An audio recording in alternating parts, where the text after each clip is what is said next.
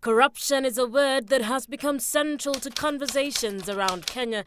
And recently, when a report by PricewaterhouseCoopers ranked Kenya third globally in the Economic Crimes Index, many Kenyans were not surprised that the country's fight against corruption wasn't yielding much. In fact, it was growing faster, not only in government but in private organizations as well. Now, the assumption has always been that the vendor poses the largest risk to the organization. Most of the frauds that are experienced in organizations in Kenya are being perpetrated by internal players, the internal fraudster, at 70%.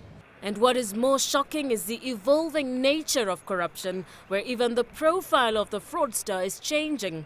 Today, the one most likely to engage in corruption within an organization is a young man between the ages of 21 and 30.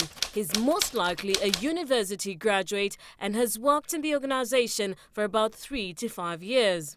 Young people that are joining organizations are actually very bold and are taking whatever opportunity that presents itself to commit crimes. 6 out of 10 members of staff are concerned that they will experience theft or embezzlement of funds either by directors or fellow employees.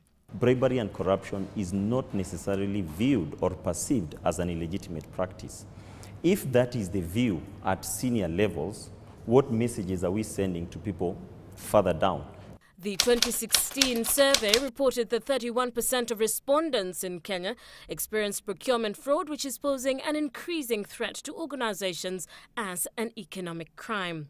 Procurement fraud is happening at a very early stage of the tender cycle, primarily at the invitation of bid stage and at vendor selection stage.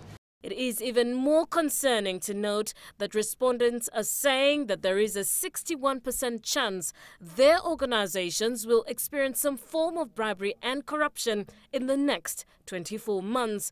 Terry Ann Chibet for Citizen Live at 9.